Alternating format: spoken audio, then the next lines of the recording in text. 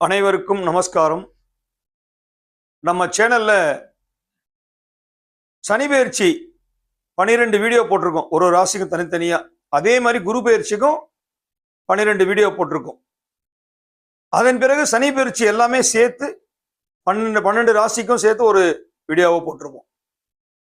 குரு பெயர்ச்சிக்கு இப்ப 3 ராசி கிளப் பண்ணி ஒரு வீடியோ போடுறோம். ஏற்கனவே மேஷம், ரிஷபம், மிதுனத்துக்கு போட்டுட்டோம். கடகம், சிம்மம், கன்னி இந்த 3க்கும் போட்டுட்டோம். இப்ப நம்ம போட போறது துலாம், விருச்சிகம், தனுசு. அதுக்கு முன்னாடி நம்ம சேனலை சப்ஸ்கிரைப் பண்ணாதெல்லாம் சப்ஸ்கிரைப் பண்ணிங்க, பெல் ஐக்கானை ப்ரெஸ் பண்ணிக்கங்க. நம்ம அடுத்தடுத்து போற ஒரு வீடியோவும் பார்க்கறதுக்கு உங்களுக்கு சௌகரியமா இருக்கும். நம்ம சேனல் இப்போ ஸ்டார்ட் பண்ணி ஒரு 2 மாசம் முடிய போகுது. இப்போதான் 2 மாசம் முடிஞ்சு 3வது மாசத்துல அடி எடுத்து வைக்கிறோம். நாட்கள் கணக்கெடுத்த பொங்கல் டைம்ல தான் நம்ம ஸ்டார்ட் பண்ணோம். பகவானுடைய ஆசீர்வாதத்தால, உங்களை மாதிரி நல்ல உள்ளங்கள் ஒரு சப்போர்ட்ஸால ஓரளவுக்கு வியூஸ் போயிட்டு இருக்கு. சப்ஸ்கிரைபர் ஒன்றா கூட்டிகிட்டே வராங்க. தொடர்ந்து ஆதரவு கொடுக்குற எல்லாருக்குமே என்னுடைய மனமார்ந்த நன்றியை தெரிவித்துக் கொள்கிறேன். அதே நேரத்தில் நம்ம பேசுறது எளிமையாக தான் பேசுகிறோம், புரிகிற மாதிரி சொல்கிறோம். உங்களுக்கு விளக்கங்கள் எப்பவுமே தெளிவாக சொல்லும் போதுதான் அந்த கான்செப்ட், நம்ம என்ன பேசுறோன்றது கண்டென்ட் உங்களோட மைண்ட்ல போய் உட்காரணும்.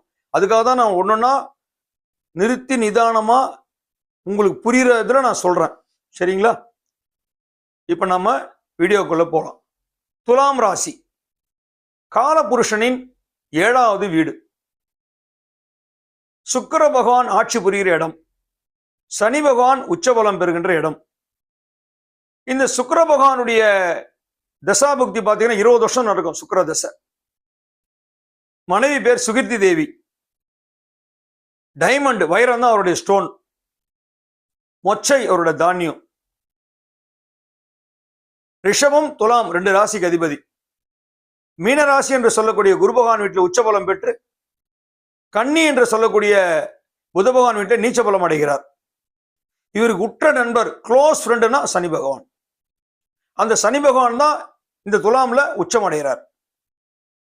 இப்படி சொல்லிக்கிட்டே போலாம். சுக்கிர பகவானுடைய க்ஷேத்திரம் கஞ்சனூர், மாயவரம் பக்கத்துல, கும்பகோணத்து மாயவரம் நடுவில் கஞ்சனூர். சூரியனார் கோயிலும் கஞ்சனூரும் பக்கம் பக்கம் இருக்கும். சுக்கிர பகவான் அனுகிரகம் புரிகின்ற இடம். மதுரை ஆதீனத்தோட கண்ட்ரோல்ல இருக்கிற அது கோவில். இப்ப அந்த கோயில திருப்பணி நடந்துட்டு வருது. கூடியூர்ல கும்பாபிஷேகம் பண்ண போறாங்க. அதே நேரத்துல இந்த துலா ராசி பார்த்தீங்கன்னா சித்திரை நட்சத்திரத்தில் வருகின்ற 3ஆம் பாதம், 4ஆம் பாதம், சுவாதி நட்சத்திரத்தில் வருகின்ற 4 பாதங்கள், விசாகா நட்சத்திரத்தில் வருகின்ற 1, 2, 3 பாதங்கள். இந்த 9ஐயும் உள்ளடக்கியதுதான் இந்த துளாராசி. துளாராசிக்கு இப்ப அஷ்டம குரு 8ஆம் இடத்துல இருக்கார் குரு. இப்போ பாக்கியஸ்தானத்துக்கு 9ஆம் இடத்துக்கு போறார்.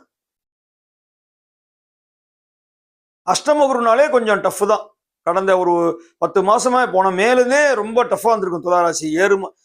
மேல போக முடியாம, கீழே இறங்க முடியாம, 2ஆம் கட்டணா மாட்டிக்கிட்டு என்னடா வாழ்க்கை இப்படி ஆட்டி படைக்கிறாருன்னு நினைச்சிருப்போம். பொதுவாகவே அஷ்டமன்றது எல்லாருக்குமே கொஞ்சம் டஃப்பான இடம். 6, 8, 12 மறைவு ஸ்தானங்கள்.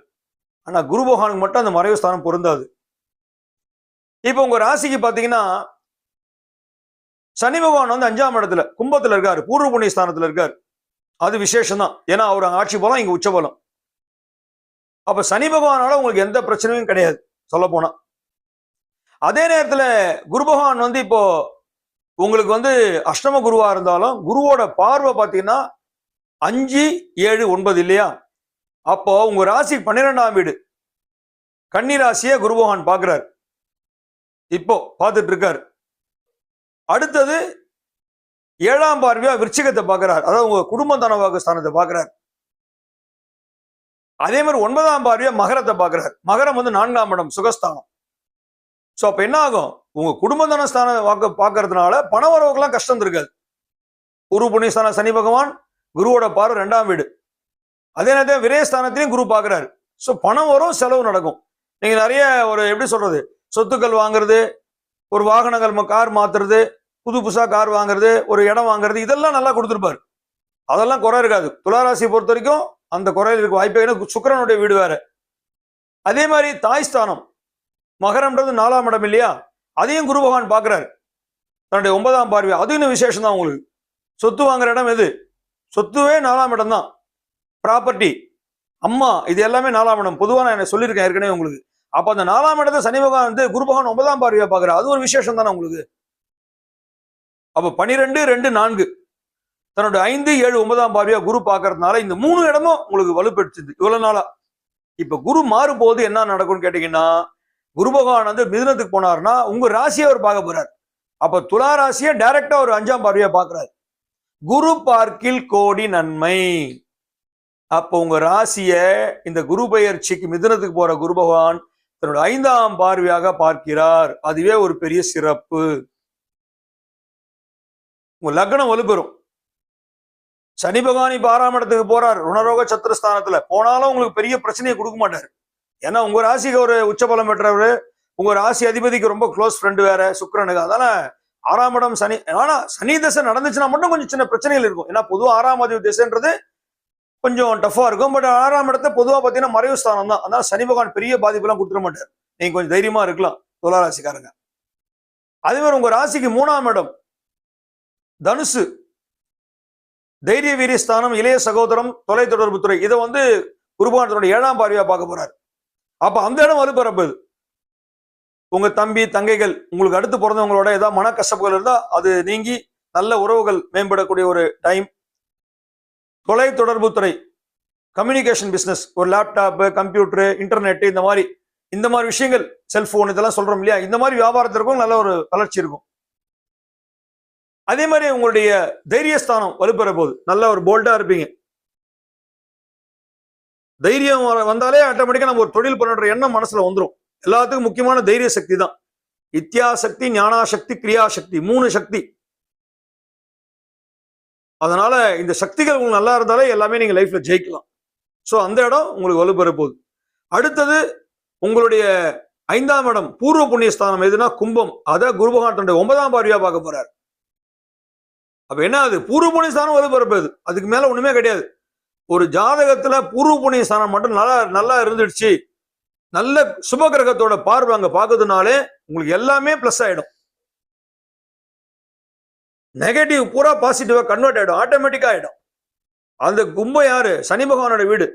அப்ப குரு பகவானோட பார்வை கும்பத்தை பாக்குறதே ஒரு பெரிய விசேஷம், பெரிய தன்மை. சனி பகவான் போறது எங்க போறாரு? குரு பகவான் வீட்டுக்கு தான் போறாரு. ஏற்கனவே நான் சொல்லிட்டு வரேன் இதுதான். அப்ப அந்த பிரச்சனையும் உங்களுக்கு கிடையாது. சனியோட பாதிப்பும் கம்மியாயிடும். ஏற்கனவே அங்க 6ஆம் இடத்துல ராகு இருக்காரு இல்லையா, அப்ப நிறைய பிரச்சனைகள் கொடுத்திருப்பாரு. 6ல ராகு, 8ல குரு. இது வரைக்கும் ரொம்ப கஷ்டப்பட்டிருப்பீங்க. கடந்த 1.5 வருஷமாவே ராகுவோட பிரச்சனை, அதே நேரத்துல குருவோட அஷ்டம குருவோட பிரச்சனை, இதெல்லாம் உங்களுக்கு கஷ்டப்படுத்தி தான் இருக்கும், இல்லைன்னு சொல்ல முடியும். இப்ப எல்லாமே மாறப்போகுது.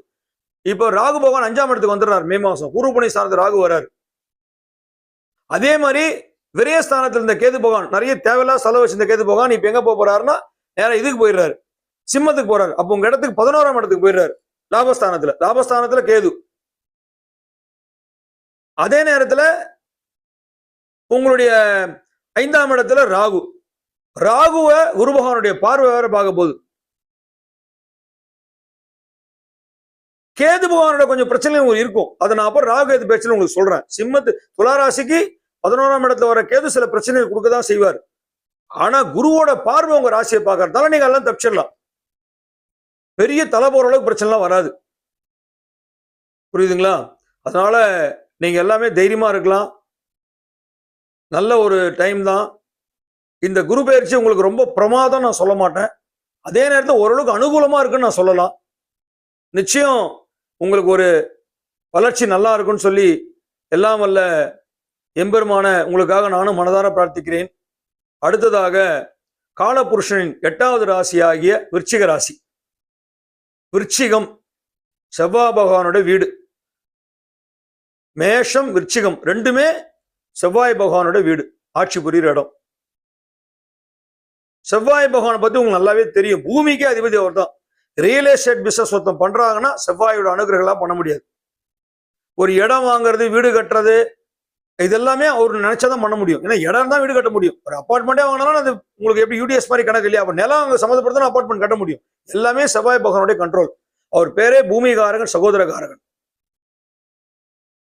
அதே நேரத்துல ஒரு அரசு துறையில பெரிய பதவியில் இருக்கணும்னா செவ்வாயோட இதுவும் முக்கியம். ஏன்னா ஆளுமை மிக்கவர் தான் செவ்வாயும் சூரிய பகவானும். அதனாலதான் செவ்வாயோட வீடான மேஷத்துல செவ்வாய் ஆட்சி பலம் மாதிரி சூரியன் அங்க உச்ச பலம். விருச்சிகம் அப்படின்றது கார்த்திகை மாசம் அப்படின்னு சொல்லுவோம். சூரிய பகவான் விருச்சிக ராசியில் இருந்தாருன்னா அது கார்த்திகை மாசமா மாறும். செவ்வாயோட மனைவி பேர் உங்களுக்கு தெரியும், சக்தி தேவி. துவரை அவருடைய தானியம். ஜாதகத்துல செவ்வாய் தசை 7 வருஷம் நடக்கும். பவளம் அவருடைய ஸ்டோனு. வைத்தீஸ்வரன் கோயில் கஷேத்திரம். திருச்செந்தூரும் நீங்க போலாம். செவ்வாய் பகவானுக்கு முருகனும் அங்க அனுகிரகம். முருகனும் பெட்டினா மெயினா முருகப்பெருமான வழிபட செவ்வாயோட தோஷங்கள் குறைஞ்சு பலங்கள் கூடும். முக்கியமா செவ்வாய் பகவான செவ்வாய் தோஷம் கல்யாணத்துல தான் மெயினா பார்ப்போம். செவ்வாய் தோஷத்தெல்லாம். அஷ்டமஸ்தானம் காலபுஷ்ணி 8வது வீடு. இங்க பாத்தீங்கன்னா ராகு கேது உச்சபலம். இந்த இடத்துல நான் ஏற்கனவே சொல்லியிருக்கேன், விருச்சிகத்துல ராகு கேது உச்சம். இங்க வந்து சந்திர பகவான் வந்து நீச்சம் அடைகிறார். மாத்திருகாரன் என்று சொல்லக்கூடிய சந்திர பகவான் ரிஷபத்துல உச்சபலம் பெற்று இங்கே நீச்சபலம் அடைகிறார். இப்போ அந்த விருச்சிக ராசியை தான் குரு பகவான் தன்னுடைய 7ஆம் பார்வையா பார்த்துட்டு இருக்காரு. உங்களோட ராசிக்கு 7ஆம் இடத்தை இப்ப ரிஷபத்துல இருக்கிற குரு 7ஆம் பார்வையா உங்க ராசியை பார்க்கிறார். அப்புறம் உங்க ராசிக்கு 3ஆம் இடம் எது? மகரம் இல்லையா? அதையும் குரு பகவான் பார்த்துட்டு இருக்காரு. அதே மாதிரி உங்க ராசிக்கு இப்ப நம்ம சொல்ல போனாக்கா விருச்சிகத்துக்கு 12ஆம் இடம் அப்படின்றது எது?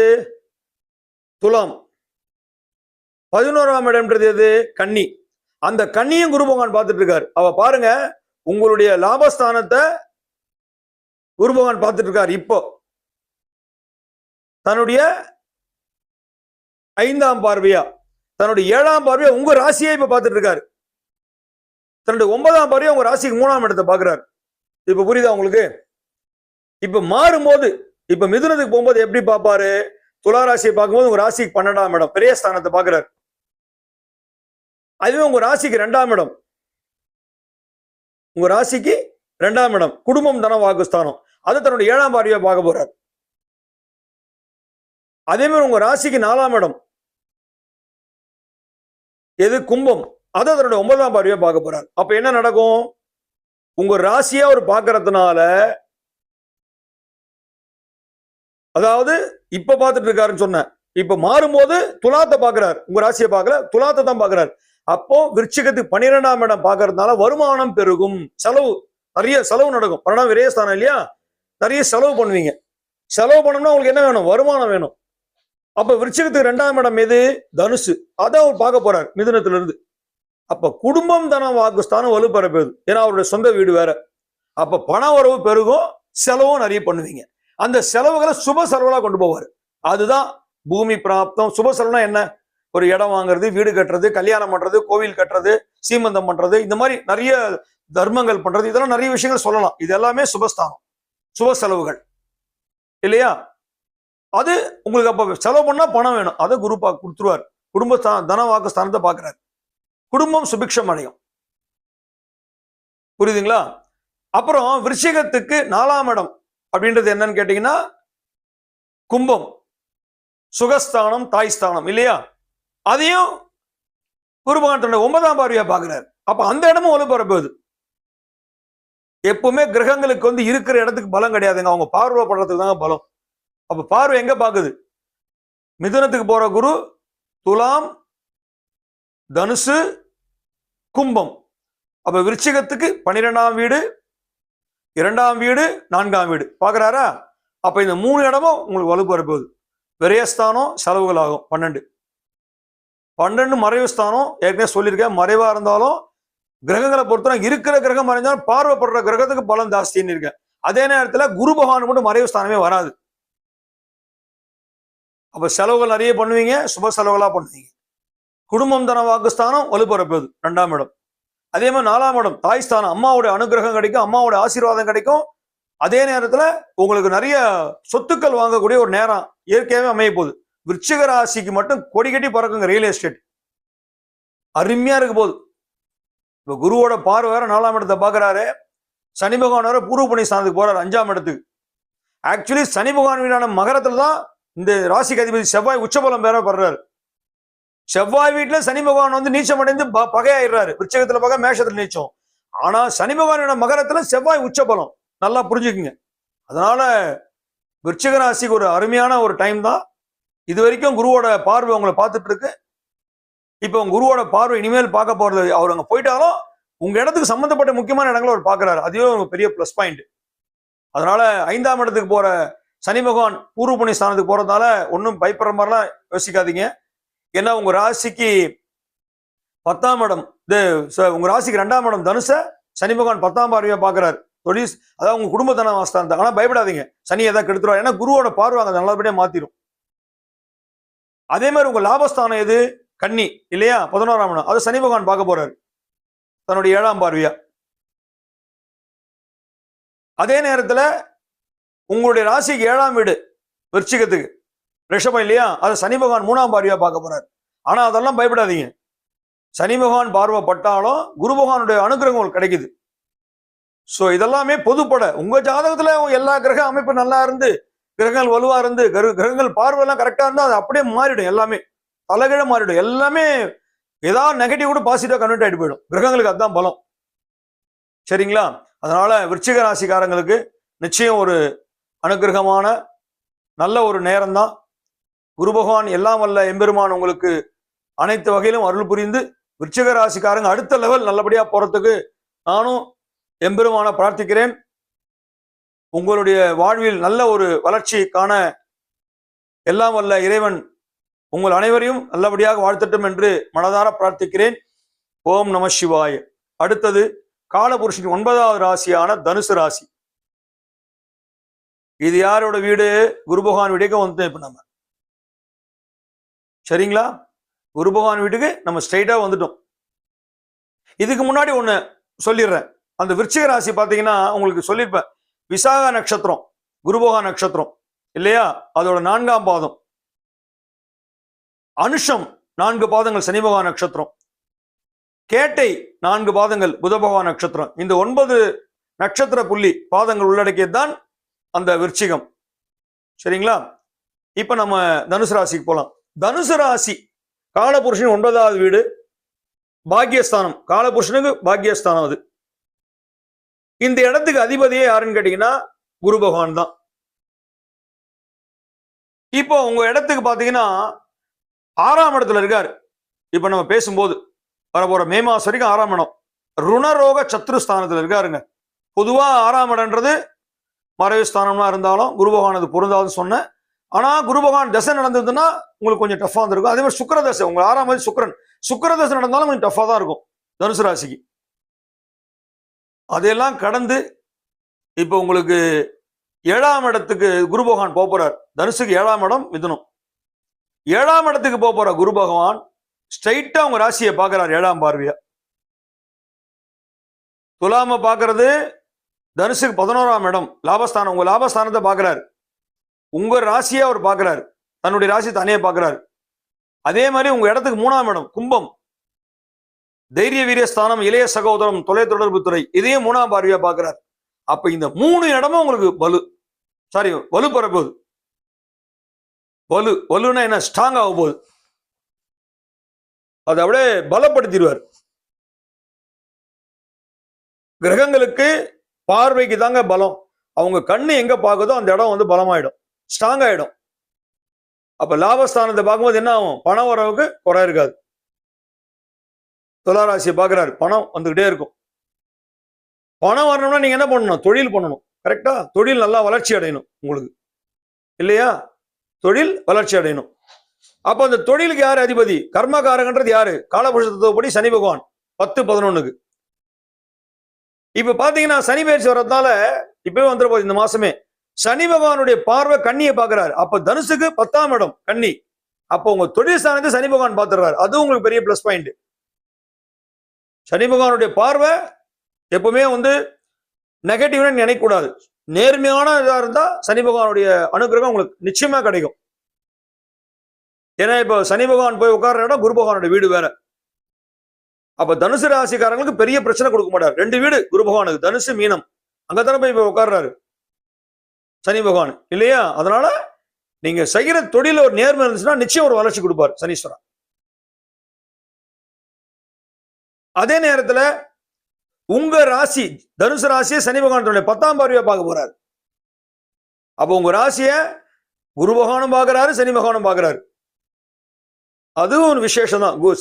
சனி பகவான் அதான் நெகட்டிவா இருந்தான்னு நினைச்சாங்கன்னா கூட அதை குரு பகவான் வந்து பாசிட்டிவா கன்வெர்ட் பண்ணிடுவார்.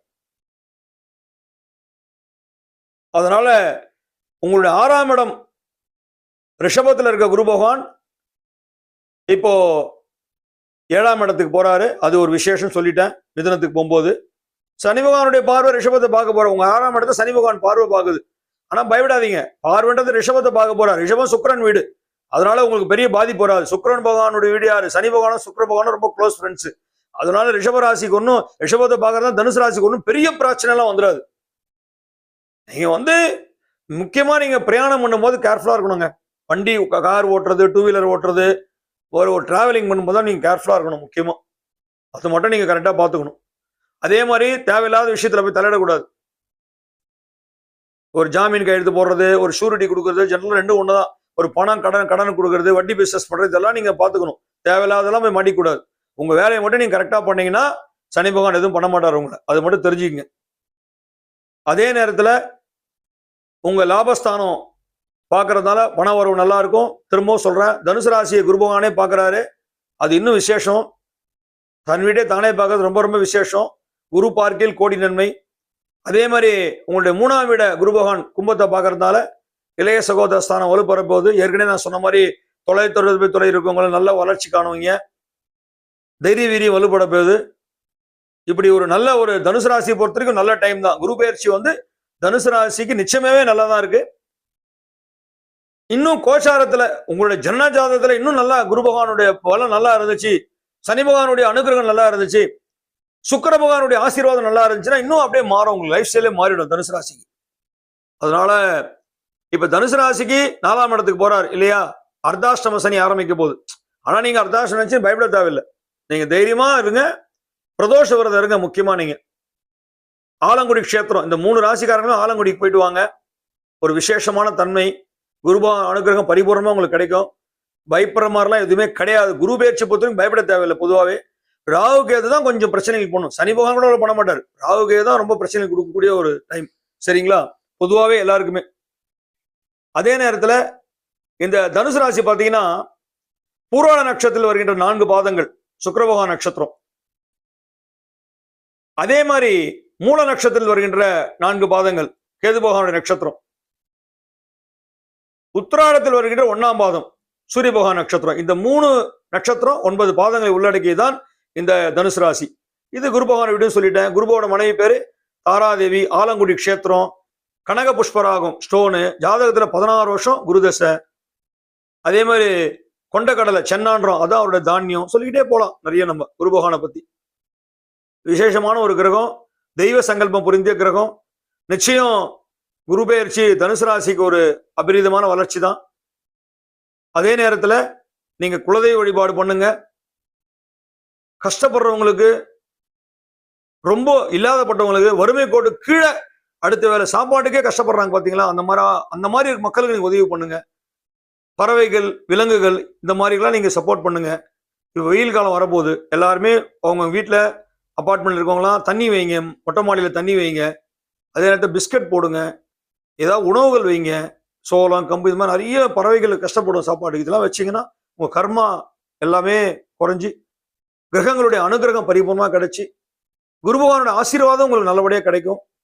தனகாரகன், புத்திரகாரகன், பூர்வ ஜென்மகாரகன் என்று சொல்லக்கூடிய குரு பகவான் ஆசீர்வாதம் உங்களுக்கு பரிபூர்ணமாக கிடைக்க எல்லாம் வல்ல இறைவனை பிரார்த்திக்கிறேன். ஓம் தேவனாம் ரிஷிணாம் குரு காஞ்சன சந்நிபம் புத்தி பூதம் திரிலோகேசம் தம் நமாமி பிரகஸ்பதி ரிஷபத்வஜாய வித்மஹே கிருணிஹஸ்தாய தீமஹி தன்னோ குரு பிரச்சோதயாது. தாராதேவி சமேத பிரகஸ்பதி குருமூர்த்தயே நமோ நமஹ. ஓம் நம சிவாய. ஓம் நம சிவாய. ஓம் நம சிவாய.